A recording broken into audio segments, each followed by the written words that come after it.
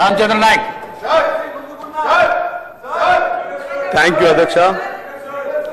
Speaker sir, శాసనసభలో చట్టసభలో అడుగు పెట్టాలి, మరి ప్రజా సమస్యల మీద గళం ఇప్పాలని చెప్పేసి ఎంతో మంది విద్యావంతులు మేధావులు గతంలో సమైక్య రాష్ట్రంలో కావచ్చు, ఇప్పుడు తెలంగాణ ప్రత్యేక రాష్ట్రంలో కావచ్చు, ఎంతో మంది మరి ప్రజల పక్షాన నిలబడాలని చెప్పేసి వారి సమయాల్ని జీవితాలను కూడా అంకితం చేసి చట్టసభలో వస్తారు అధ్యక్ష.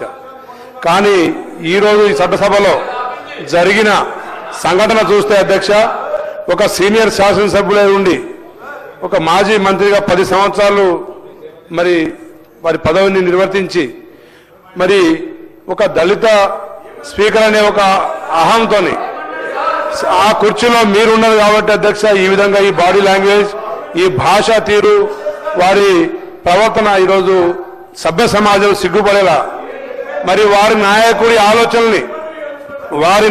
ఆలోచనల్ని కూడా ప్రవర్తించేది మరి పరివర్తనం చేసేలాగా ఈరోజు మరి చట్టసభలో వారి భాష ఇది చాలా అవమానకరంగా మేము సభ్యులందరం భావిస్తున్నాం అధ్యక్ష. ఇది భవిష్యత్తులో కూడా సభ్యులకు ఒక రాంగ్ మెసేజ్ ఇచ్చే విధంగా ఈ సంకేతాలు పోతున్నాయి అధ్యక్ష. తప్పకుండా దీన్ని గతంలో వారి ముఖ్యమంత్రిగా కేసీఆర్ గారు ఉన్నప్పుడు అధ్యక్ష ఒక దళిత ముఖ్యమంత్రిని చేస్తా అని చెప్పి చేయలేదు అధ్యక్ష. అది యావత్తు సమాజాన్ని అవమానించాడు అధ్యక్ష. అదేవిధంగా దళిత ఉప ముఖ్యమంత్రిని కూడా రాత్రి బర్తరఫ్ చేసే అధ్యక్ష ఆ జాతిని అవమానించిన అధ్యక్ష. బాబాసాహెబ్ అంబేద్కర్ ప్రపంచ మేధావి, రాజ్యాంగ నిర్మాత, మరి జయంతి ఉత్సవాలు కానీ మరి ఎప్పుడు నిర్వహించలేదు అధ్యక్ష.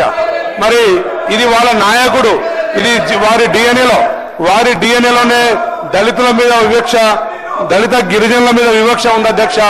తప్పకుండా మీరు ప్రజలకు మనోధైర్యం కల్పించేలా, సభ్యులకు మనోధైర్యాన్ని కల్పించేలా, సభా మర్యాదలు కాపాడేలా చర్యలు తీసుకోవాలని చెప్పి మేము డిమాండ్ చేస్తున్నాం అధ్యక్ష. థ్యాంక్ యూ అధ్యక్ష.